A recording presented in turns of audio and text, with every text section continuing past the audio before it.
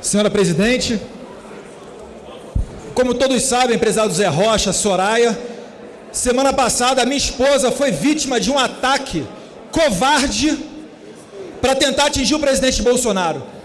Nós sabíamos que a imprensa não tinha muito limite, ou melhor, não vamos generalizar, uma parte da imprensa, prezado Gilberto, mas que seriam tão baixos, eu confesso que eu não imaginava. Vou relatar aqui, através de uma nota que eu escrevi, a covardia por trás dos fins que justificam os meios. A última edição da revista Época pertence ao Grupo Globo. Trouxe uma pseudo-reportagem sobre o trabalho desenvolvido pela minha esposa, Heloísa Bolsonaro. O jornalista João Paulo Sacconi, de 23 anos, mentiu durante mais de um mês, fazendo-se passar por uma pessoa em busca de ajuda profissional. Não se trata de um erro humano. Um mês. A reportagem da Época foi discutida, debatida e planejada. Houve um crime premeditado.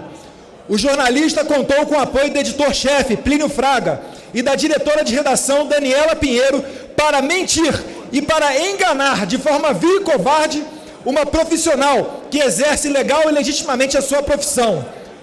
Um erro não dura um mês, prezada professora Daiane Pimentel. O objetivo da revista Época nunca foi prestar um serviço à sociedade, mas denegrir alguém cujo único pecado é ser casada comigo. O jornalista nunca teve qualquer interesse no trabalho da minha esposa. Sua intenção, avalizada, como já observei, pela direção da revista e pelos seus superiores, sempre foi arrancar uma declaração polêmica, uma confidência qualquer que servisse aos propósitos daqueles que não aceitam a eleição democrática e legítima de Jair Bolsonaro.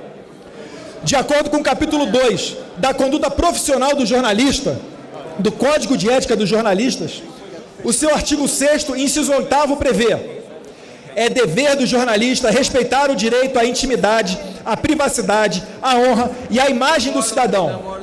Em seu capítulo 3º, da responsabilidade profissional do jornalista, diz o Código de Ética, em seu artigo 11, o jornalista não pode divulgar informações obtidas de maneira inadequada, por exemplo, com o uso de identidades falsas, câmeras escondidas ou microfones ocultos, salvo em caso de incontestável interesse público e quando esgotada todas as outras possibilidades de apuração.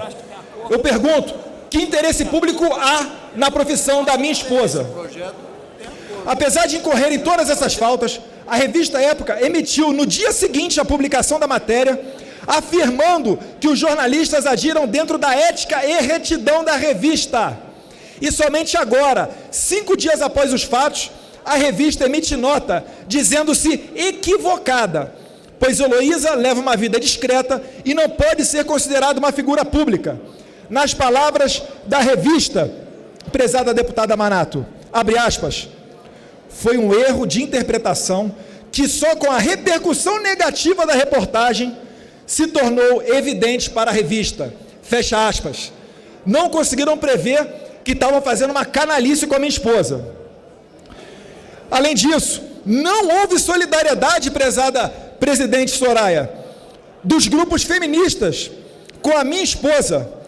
Imaginemos a seguinte situação: você está na sua casa, recebe em sua porta uma pessoa que se identifica como policial. A pessoa tem identidade, usa uniforme, que por uma razão qualquer, informa que precisa conferir alguma coisa dentro da sua residência.